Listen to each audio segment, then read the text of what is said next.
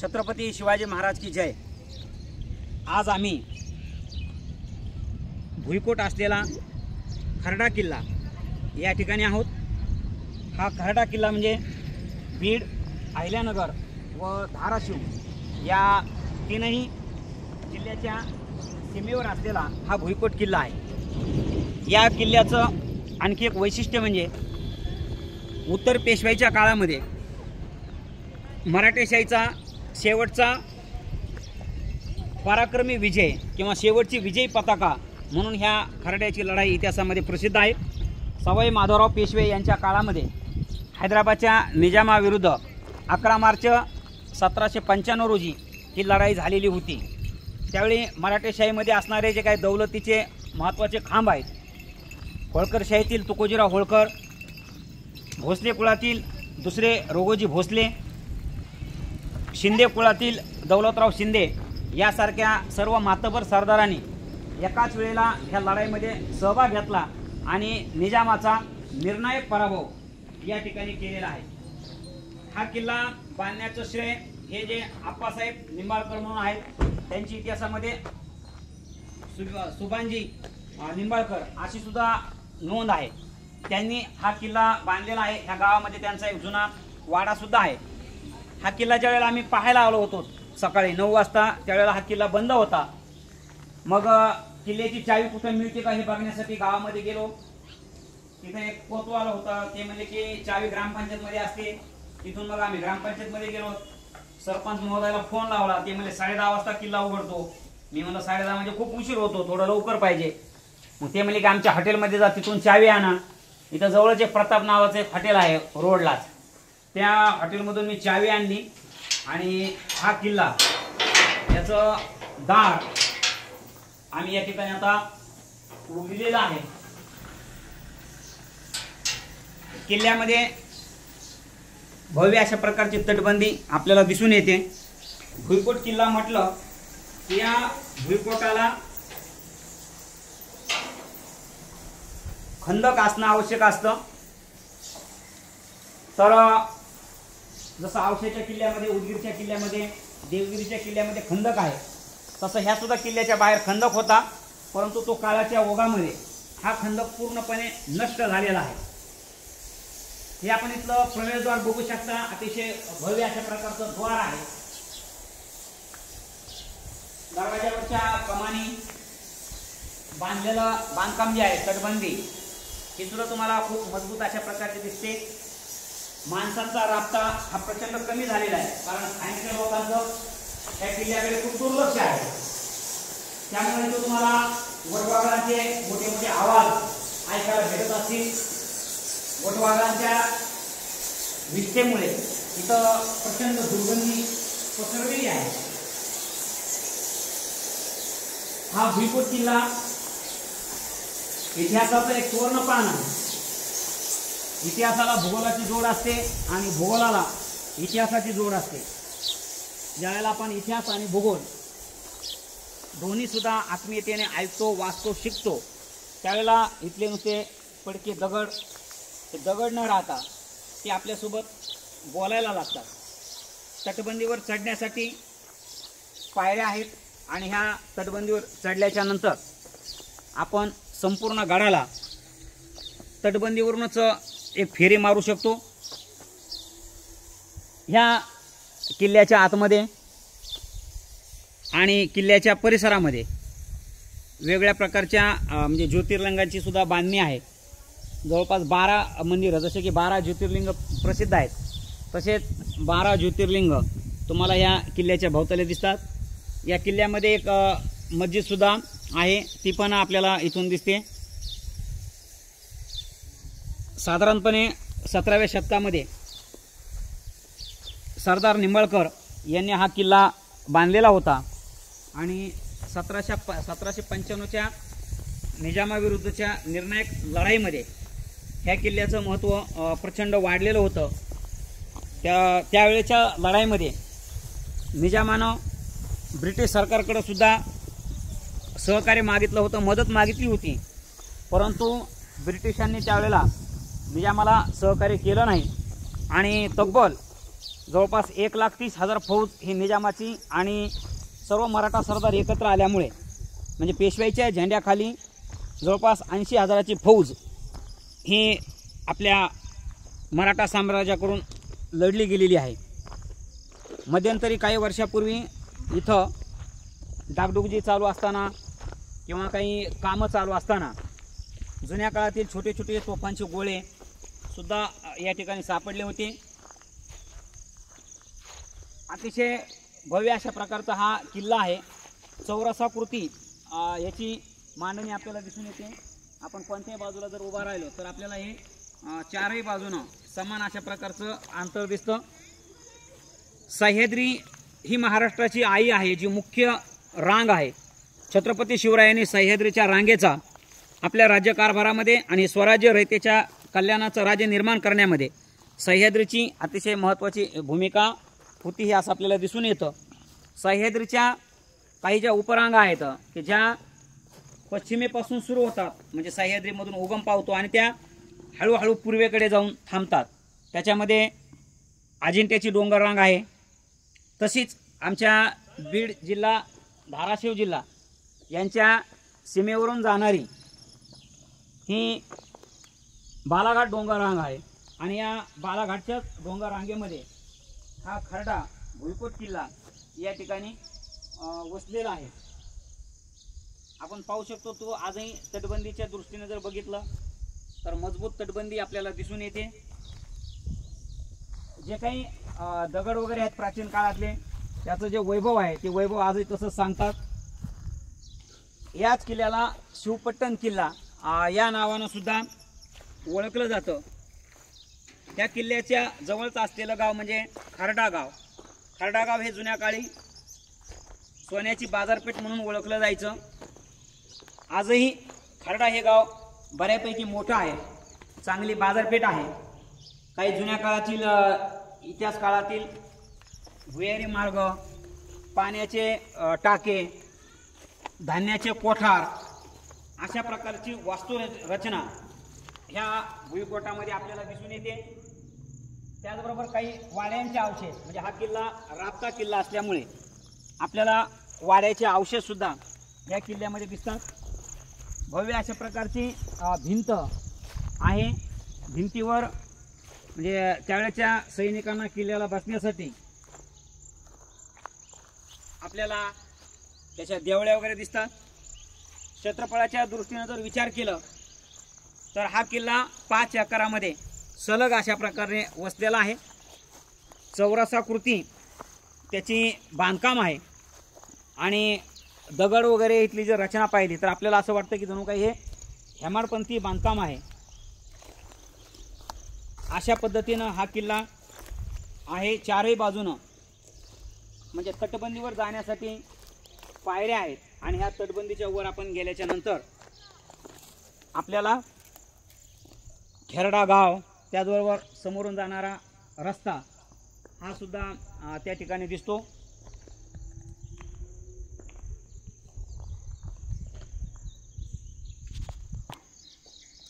पुन्हा ते वर तुम्हाला घ्यावं लागेल।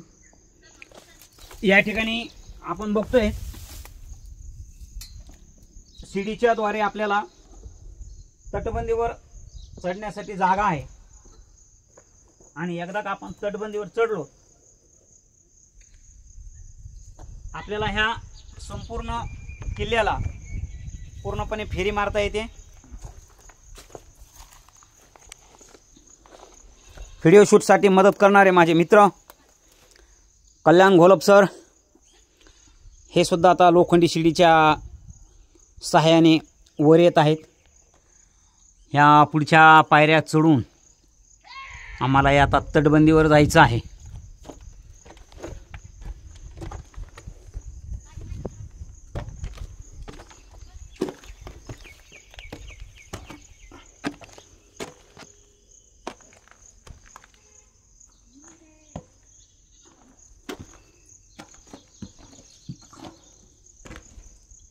दगडी बांधकामामध्ये मजबूत अशा प्रकारचा हा किल्ला आहे।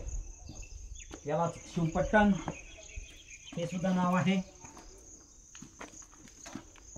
खर्डा या गावावरून खरडा हे नाव सुद्धा त्या किल्ल्याला पडलेलं आहे. किल्ल्यावर टेहळणीचे जे बुरुज आहे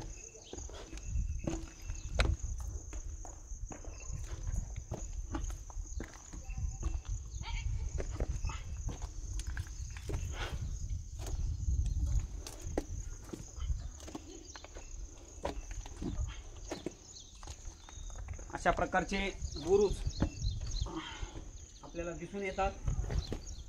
किल्ल्याच्या चारही बाजूला हे असे बुरुज आहेत. किल्ल्याचं जे मुख्य प्रवेशद्वार आहे त्या ठिकाणी एक तोफ सुद्धा मांडलेली आहे.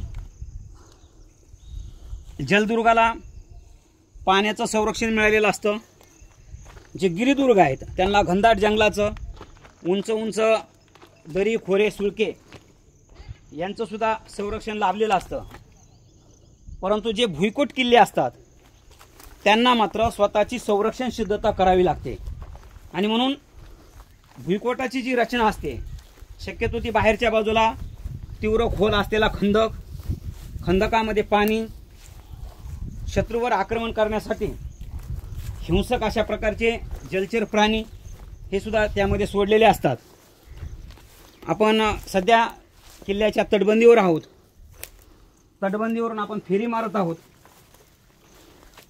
तटबंदीवरून आपल्याला गावाच्या बाहेरची बाजू स्पष्टपणे दिसते आहे.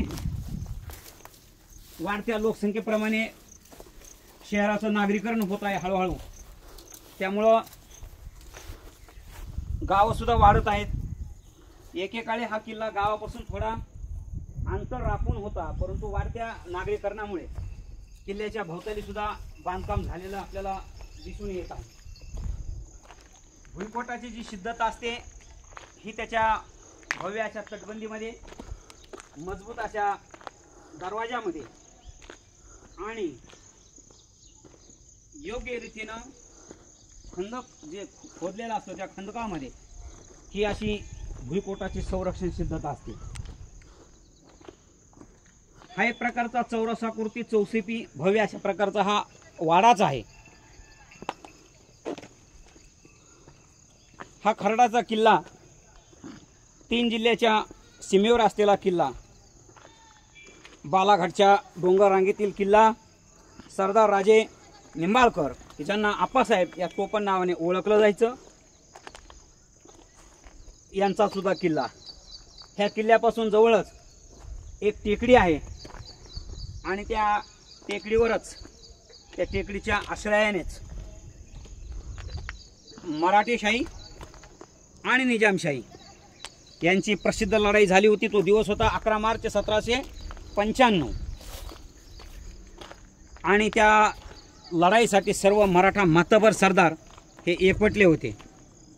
एकत्र आलेल्या त्या सरदारांमध्ये जसं मल्हारराव होळकरांच्या काळामध्ये पेशवाईचे खांब म्हणून, दौलतीचे खांब म्हणून शिंदे, पवार, होळकर हे अग्रणी होते, ओळखले जायचे. मधल्या काळामध्ये पेशवाईंच्या जे काही सुभेदार होते, जे सरदार होते, त्यांनी सुद्धा थोडे थोडे सवते सुभे मांडल्यामुळं किंवा आपसातील थोड्याफार भांडण तांत्यामुळे, मतभेदामुळे मराठा मंडळ थोडंसं विभागलेलं झालं होतं. परंतु 1795ची ही जी लढाई, निर्णायक लढाई, ह्यावेळेला मात्र सर्व दौलतीचे खांब एकत्र आलेले आपल्याला इतिहासामध्ये दिसून येतात.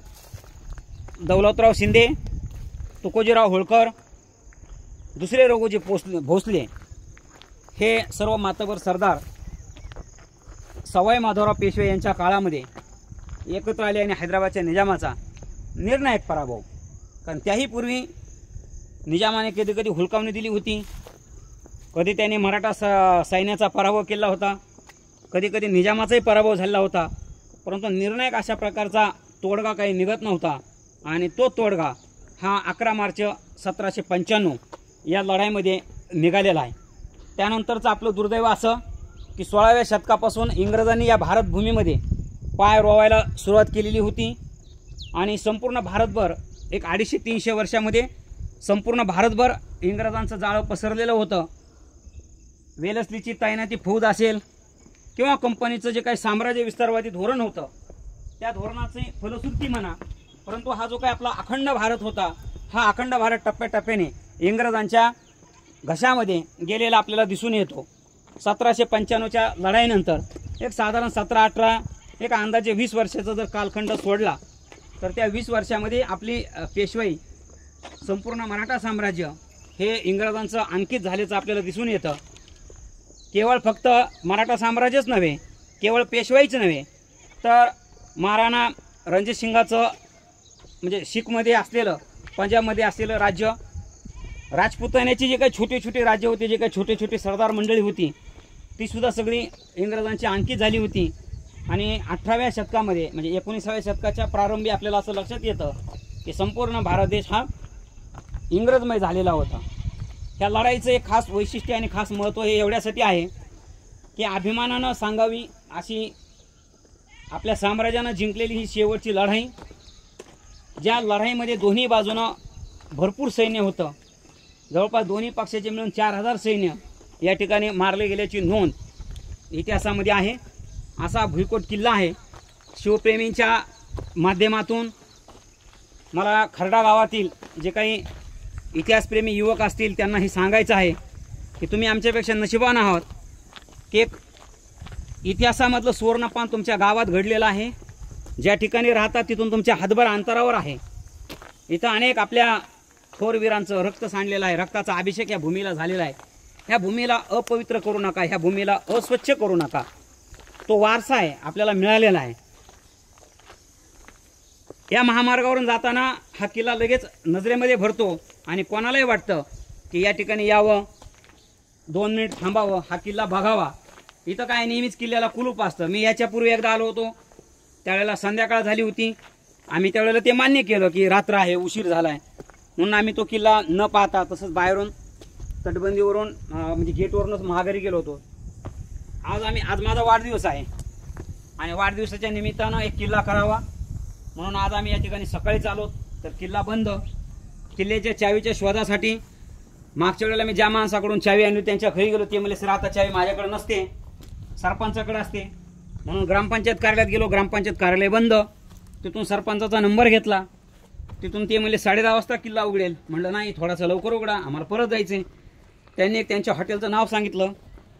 त्या हॉटेलमध्ये जाऊन चावी आणा म्हणले. मी त्या हॉटेलमध्ये गेलो, हॉटेलमधून चावी आणली.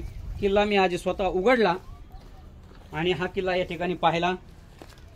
माझं परत एकदा गावकऱ्यांना परत एकदा विनंती आहे की या ठिकाणी पूर्णवेळ व्यक्ती ज्यानं सकाळी कुलूप उघडावं, येणाऱ्या जाणाऱ्यावर थोडंसं लक्ष ठेवावं की जेणेकरून किल्ल्याचं आणखी काही दुर्भिक्ष होऊ नये, दुर्लक्ष होऊ नये.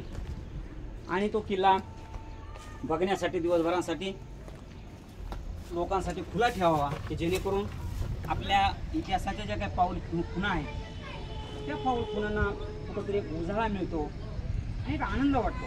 तर शौर्याची परंपरा आहे ना, तर शौर्याची परंपरा पण अशी डंकिके चोटवर वाजवून सांगितलीच पाहिजे. त्याशिवाय आपला इतिहास कसा माहीत होणार आणि आम्ही आमच्या मुलाला काय सांगणार आहेत. त्यामुळं हे आपल्या परिसरात आहे, आपल्या जवळ आहे. ह्या गोष्टीचा आपण एक नैसर्गिक वारसा हक्कानं, नैसर्गिक भौगोलिक वारसा हक्कानं आपण या गोष्टीचा फायदा घेतला पाहिजे.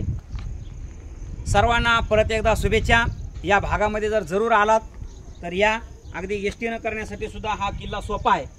जामखेड हे जवळचं शहर एसटी महामार्गानं जोडलेलं आहे आणि जामखेड ते खर्डा या भागामध्ये सातत्यानं एसटी बसची सोय असते. आपण आवर्जून या आणि हा किल्ला पहा. धन्यवाद. जय शिवराय.